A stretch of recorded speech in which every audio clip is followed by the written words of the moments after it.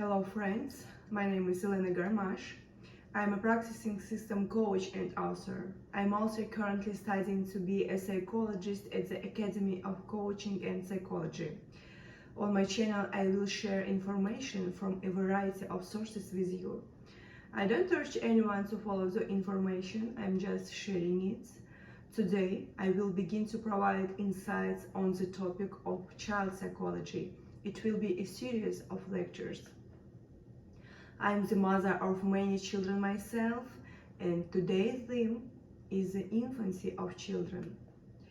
Childhood is a period of intense change and learning. According to Erik Erikson, people under the age of 20 are within the period of childhood. Erik Erikson is an outstanding scientist, a psychologist from the United States, but born in Germany, the founder and main representative of ego psychology. A child passing from one age to another changes his key activity and masters a new developmental social context. At preschool age, these are game plots. In elementary school, educational activities, and adolescence, personal self-determination. In high school, professional self-determination. The first epigenetic stage of development is infancy, from birth to the first year, which is called the oral sensory stage. During this period, the first feelings of trust are formed.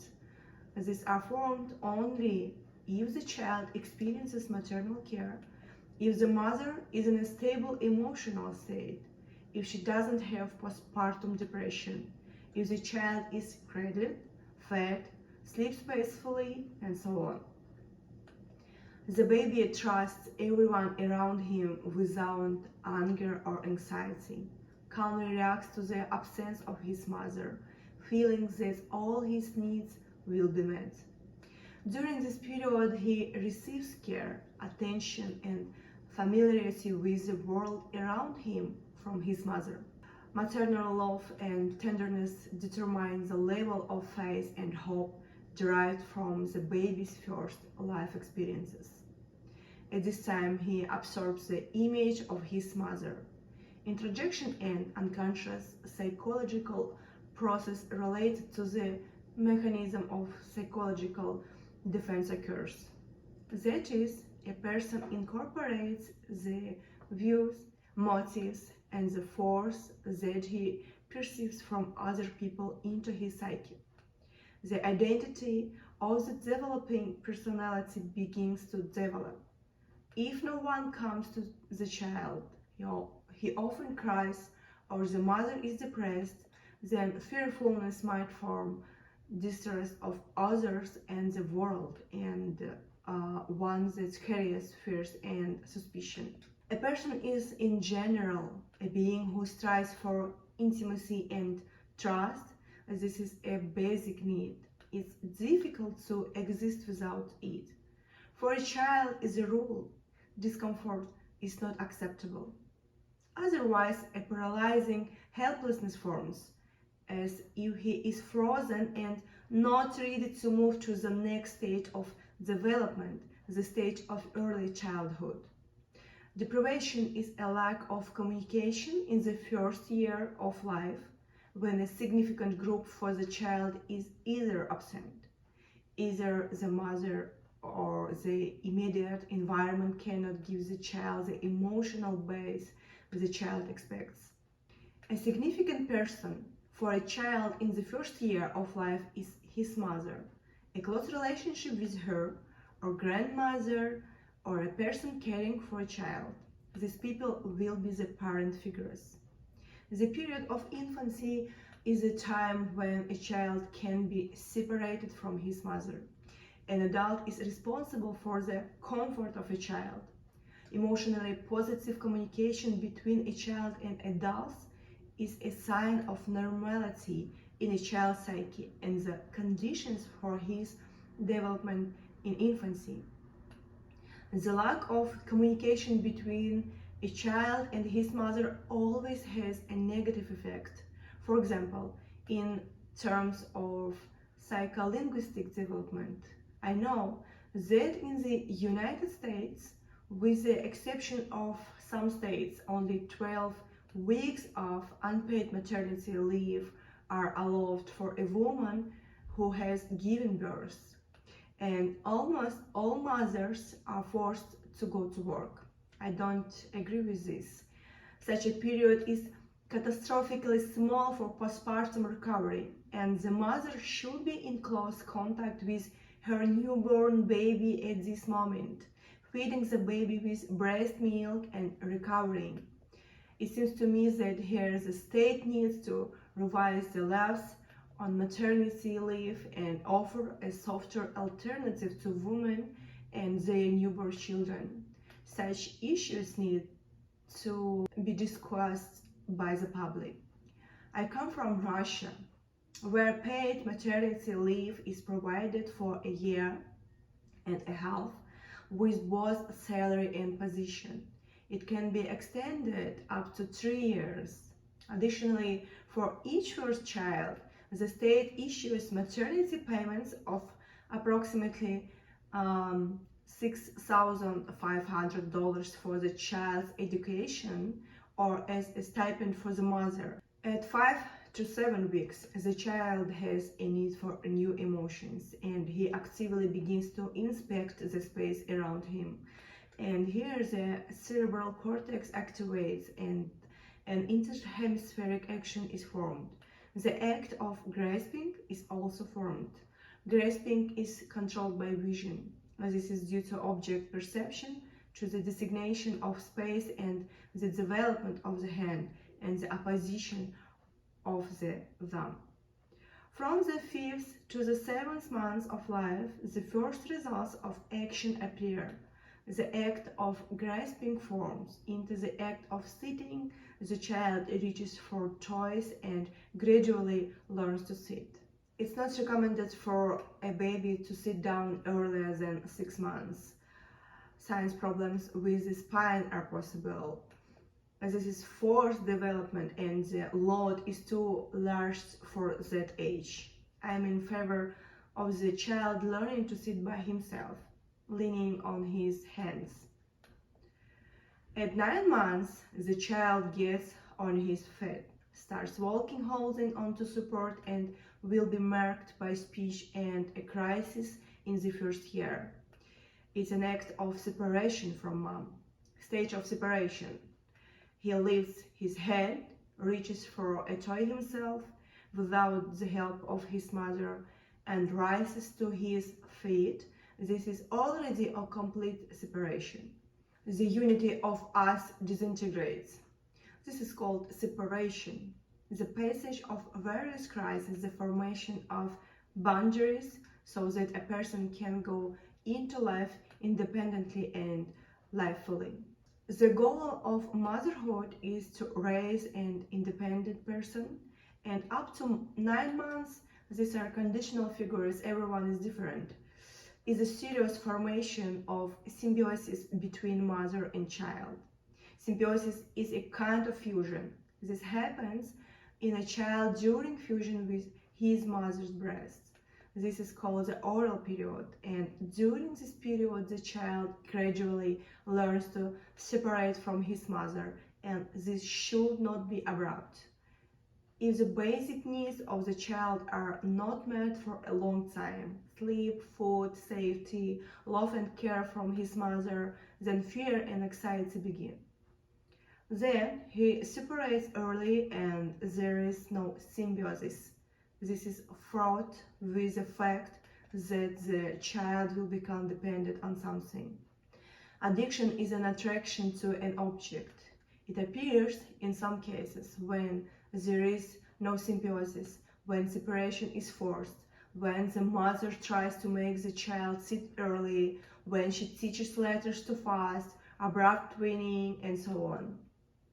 In these cases, the child doesn't gradually go through his mental development, but is accustomed to things when his system is not mentally mature. If he doesn't go through this stage harmoniously, then in adulthood there will always be a craving to return the object of affection. he will have a tendency to merge with his mother. That is addiction. A child becoming an adult doesn't become mature, has not passed symbiosis, or was disturbed by all of the earliest things. The main thing is not to prevent the mother from separating from the child. There must be a balance, not extremes. Follow the movements of the baby at a glance, and positive reinforcement is always needed. Well done. If the child doesn't receive positive reinforcement, then his anxiety increases and it begins to show in self and whims and illness. Somatization occurs in a child when he has tried every method with his mother. There is no high quality emotional feedback, and already in adulthood a person gets sick from stress, which means that the mother didn't give this connection during childhood. You may ask, but what about the father?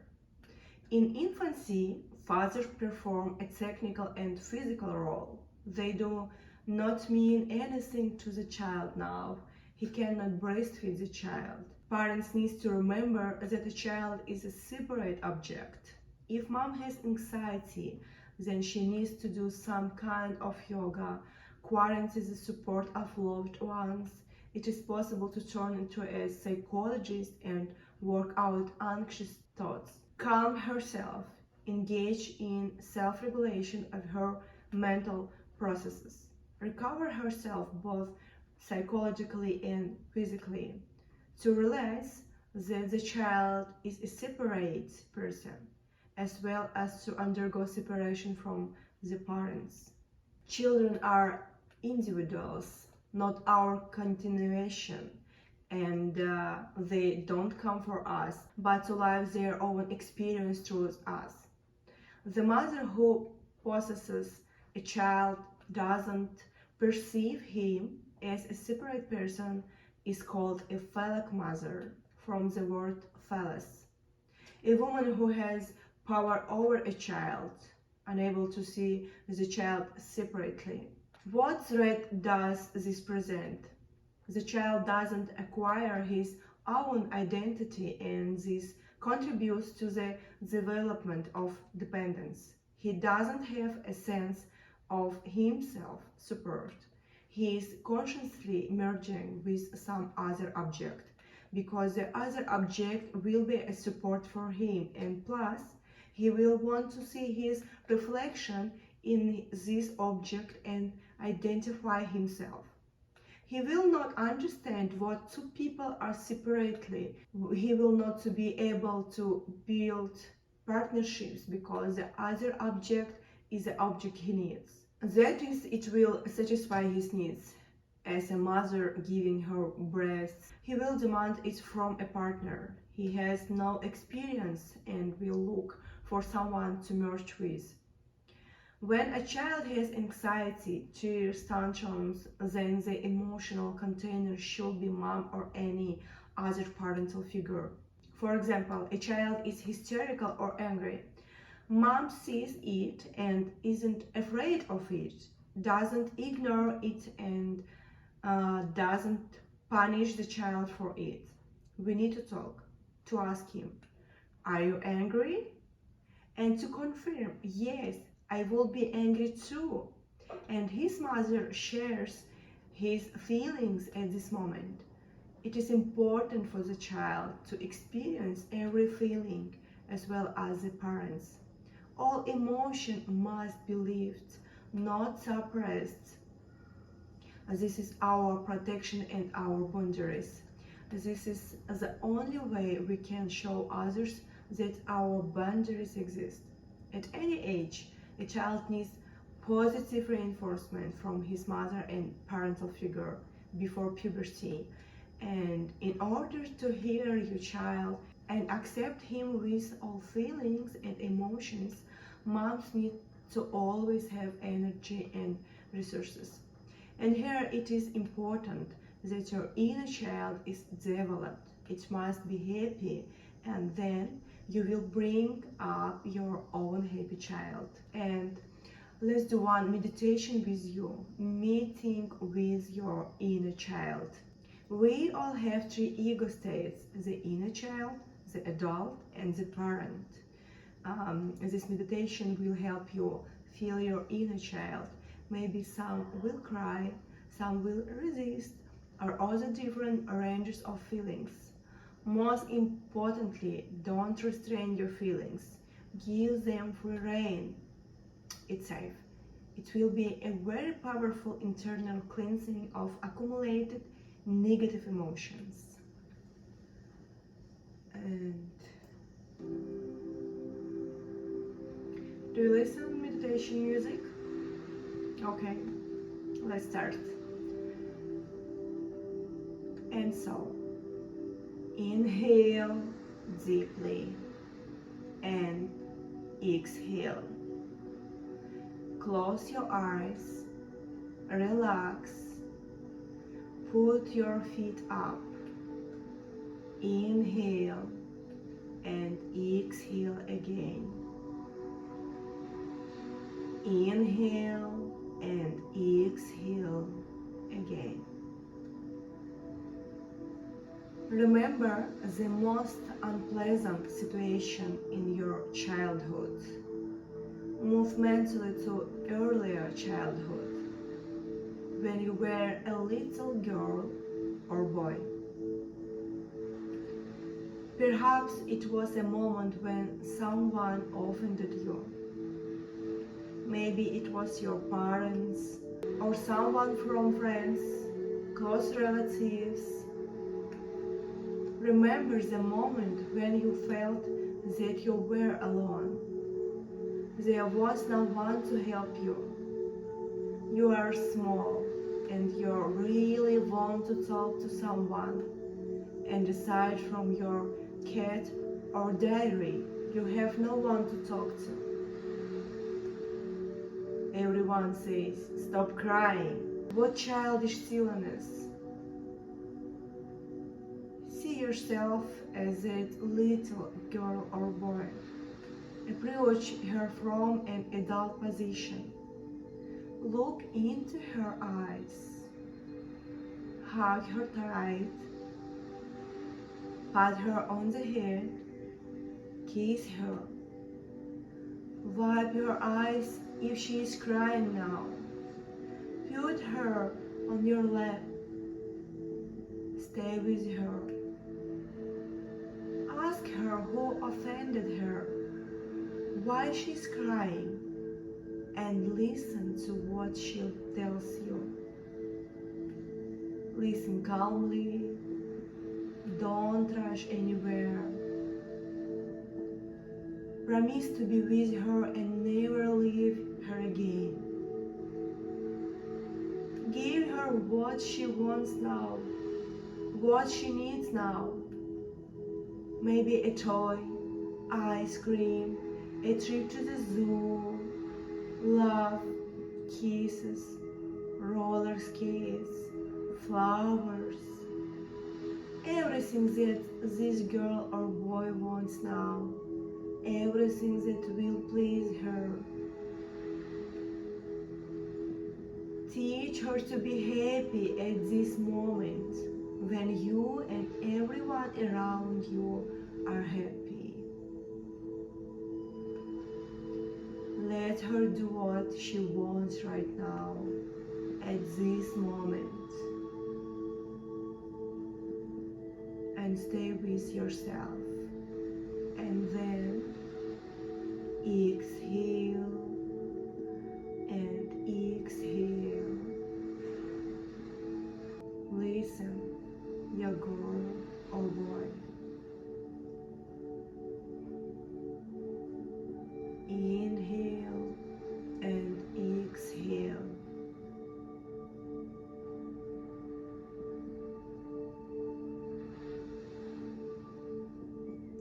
And then say goodbye with the feeling that she is safe. Inhale and exhale. Come back to your space. saying goodbye to the girl or boy. Breathe. If there are tears, do not restrain yourself. It's very important to live all the emotion and feelings through your body.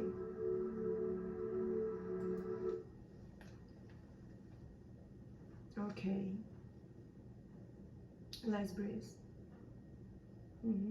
Deeply inhale and exhale. Open your eyes. Inhale and exhale.